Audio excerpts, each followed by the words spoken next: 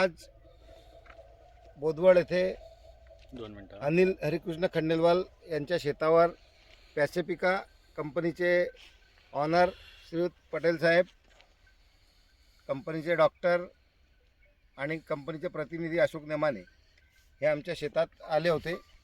यांनी यावर्षी डेमो म्हणून आमच्या शेतात सोयाबीन 999 ह्या व्हरायटीचा डेमो दिला होता.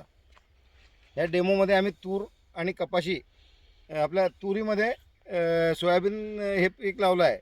आणि ह्या व्हरायटीची विशेषता ही आहे की ही व्हरायटी खालून तर वरपर्यंत आणि जितक्या फांद्या तितक्या सगळ्या फांद्यांना ऑलरेडी शेंगा लागलेल्या.